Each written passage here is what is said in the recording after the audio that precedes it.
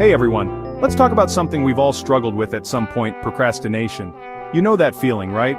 That heavy weight of an unfinished to-do list, the nagging guilt, the missed opportunities. Imagine how different your life would be if you stopped putting things off. What dreams could you accomplish? What success could you achieve if you finally overcame laziness and took consistent action? Today, you're going to learn exactly how to stop procrastinating and start taking action. One of the biggest reasons we procrastinate is fear. And I'm not just talking about the fear of failure, though that's a big one. We often avoid starting something because we're afraid of messing up, of not being good enough. But here's the thing. Sometimes we procrastinate because we're actually afraid of success. Think about it. Success often comes with higher expectations, more responsibility, and even the fear of being judged or envied. So, we stay stuck, playing small, because it feels safer than stepping into our full potential. But here's the truth. You are capable of amazing things. Don't let fear hold you back any longer. Another reason we procrastinate is a lack of clarity. If you don't have a clear vision of what you want to achieve, it's easy to let days, weeks, even months slip away without making any real progress. It's like trying to drive to a destination without plugging it into your GPS. You might eventually get there, but it's going to take a lot longer and you're likely to get lost along the way. So, get clear on your goals. What do you really want to achieve? Write it down, make it specific, and set a deadline. Oh, perfectionism, you sneaky devil. You creep into our lives, making us believe that if we just try a little harder, if we just wait a little longer, we can achieve that flawless outcome. But in reality, you're just a master of disguise, cloaking yourself as a noble pursuit when you're really just a thief of time and joy. You disguise yourself as a desire to do things well, but you're really just a master procrastinator in disguise. You make us believe that our work isn't good enough, that we aren't good enough, and that we need to keep tweaking, adjusting, and refining until everything is just right. Here's the thing. Perfection doesn't exist. It's an ever-moving target, a mirage that keeps shifting the closer we get to it. We chase it, thinking that once we reach it, we'll finally be satisfied, but it always remains just out of reach. It's a myth, an illusion that keeps us from ever feeling like we're good enough. It's a barrier that stands between us and our goals, making us doubt our abilities and our worth. We become our own harshest critics, never allowing ourselves to feel accomplished or proud of our efforts. We wait for the perfect time to start, the perfect moment when everything aligns and we feel ready. But that moment rarely, if ever, comes. Life is messy, unpredictable, and full of surprises. Waiting for perfection means we might never begin at all. We wait for the perfect words to write, the perfect idea to strike, the perfect conditions to take action. But creativity and progress don't thrive under such constraints. They flourish in the act of doing, in the messy, imperfect process of trial and error. The perfect conditions to take action are a myth.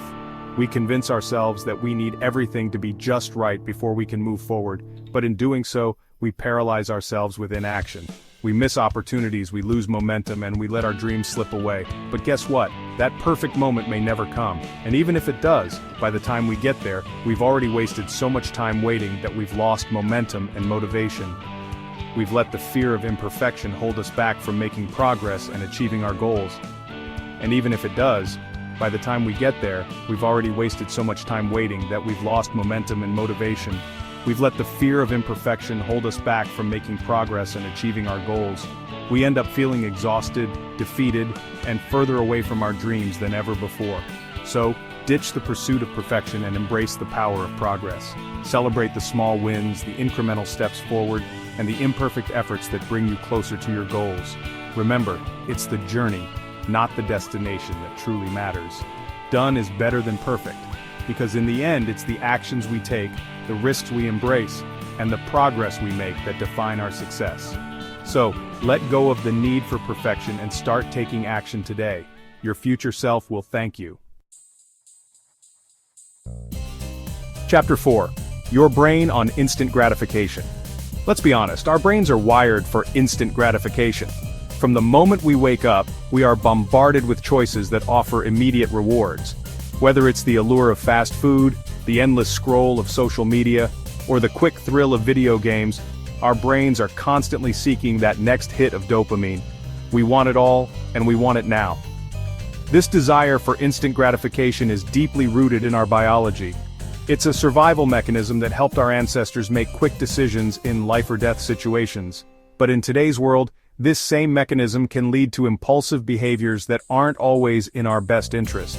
So, when faced with the choice between tackling a challenging task that will bring long-term rewards or scrolling through social media for a quick hit of dopamine, guess which one our brain usually chooses? The path of least resistance, of course. It's easier to get that immediate pleasure than to work hard for something that will pay off in the future. Yep, the easy way out. This tendency to choose immediate pleasure over long-term gain can be seen in many aspects of our lives. We might opt to binge watch a TV series instead of working on a project, or choose junk food over a healthy meal because it's quicker and more satisfying in the moment. But here's the thing. While instant gratification might feel good in the moment, it's not going to get you any closer to your goals. In fact, it often leaves us feeling regretful and unfulfilled. We look back at the time wasted and the opportunities missed, and we realize that those fleeting moments of pleasure have cost us dearly. In fact, it's often the very thing that's holding you back. The more we give in to instant gratification, the more we reinforce the habit, making it harder to break free. This can lead to a cycle of procrastination and frustration, where we feel stuck and unable to make progress towards our goals. So, how do we overcome this? The key lies in training our brains to delay gratification and focus on the bigger picture. This can be achieved through mindfulness practices, setting clear goals, and creating a structured plan to achieve them. By being aware of our impulses and making conscious choices, we can start to rewire our brains for long-term success. By training our brains to delay gratification and focus on the bigger picture, we can break free from the cycle of instant gratification. It's about making small, consistent changes that lead to big results over time. Remember, the journey to achieving your goals is a marathon, not a sprint. Stay focused, stay committed, and the rewards will follow. Chapter 5. Tim Ferriss's Routines for Success. You know Tim Ferriss, right? Best-selling author, entrepreneur, podcasting legend. Well, guess what? He used to struggle with procrastination too. In fact, he was so good at putting things off that he almost talked himself out of writing his first book, The 4-Hour Workweek. But then he discovered the power of routines and daily rituals.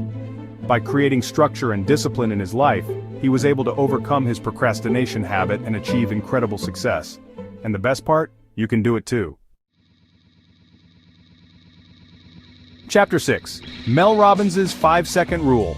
Okay, I'm going to be completely honest with you. I used to be a world-class procrastinator. I could put things off with the best of them. Deadlines? I'd meet them at the very last minute. Chores? They'd pile up until I couldn't ignore them anymore. It was a constant cycle of stress and guilt. But then I discovered a simple yet incredibly effective tool that changed my life. The 5-second rule. This rule, created by Mel Robbins, is deceptively simple but profoundly impactful. Here's how it works. Whenever you have an impulse to do something that will move you closer to your goals, you have 5 seconds to act on it. That's right, just 5 seconds. You count down 5, 4, 3, 2, 1, and then you move. You take action before your brain has a chance to talk you out of it. Don't think about it, don't question it, just do it. Why 5 seconds? Because that's all the time your brain needs to talk you out of it. Your mind will come up with all sorts of excuses and reasons to delay. But if you act within those 5 seconds, you bypass that mental barrier. Trust me, this works. I've used it to get out of bed in the morning, to start working on projects I've been avoiding, and even to make healthier choices. It's like a mental push that propels you into action. The 5-second rule has helped countless people overcome procrastination, build new habits, and achieve their goals. It's a powerful tool that can transform your life, one 5-second decision at a time. So, next time you feel the urge to put something off, remember, 5, 4, 3, 2, 1, go. Let's talk about J.K. Rowling for a moment. Before she became the author of the beloved Harry Potter series, she was a single mother struggling to make ends meet. She had an idea for a book, but like many of us, she let fear and self-doubt hold her back. She procrastinated, she doubted herself, she almost gave up. But then she made a decision. She decided to stop listening to the voices of fear and just write. And the rest, as they say, is history. Chapter 8. Steven Pressfield, author of The War of Art, calls it resistance, that invisible force that holds us back from doing our best work. It's the voice of procrastination, self-doubt, and fear all rolled into one. But here's the thing, resistance is a liar. It wants us to believe that we're not good enough, that our dreams are too big, that we'll never succeed. But the truth is, resistance is afraid of us. It's afraid of our power, our potential, our ability to create something amazing. So the next time you feel resistance creeping in, remember this: you are stronger than you think. Chapter 9. The 2-minute rule. This one is simple but powerful. If something takes less than 2 minutes to do it right now. Don't put it off, don't add it to your to-do list, just get it done. This could be something as small as sending a quick email, putting away your laundry, or washing your dishes. The point is to build momentum and break the cycle of procrastination. Chapter 10. Feeling overwhelmed by your to-do list? Try using the Eisenhower Matrix. This simple but effective tool helps you prioritize tasks based on urgency and importance. Start by dividing a piece of paper into 4 quadrants. Urgent and important, important but not urgent, urgent but not important, and not urgent and not important. Then, categorize your tasks accordingly. This will help you focus on the most important tasks first and delegate or eliminate the rest. Don't let procrastination rob you of your potential. Your dreams deserve immediate action. Imagine where you'll be in a year if you start right now. The life you want is on the other side of the actions you're avoiding today. You have the power to overcome procrastination and achieve anything you set your mind to. Remember, the journey of 1,000 miles begins with a single step. So what are you waiting for? Take that first step today. Ready to finally stop procrastinating and achieve your goals? Like, comment, and subscribe for more powerful strategies. Let's turn your dreams into reality, one step at a time.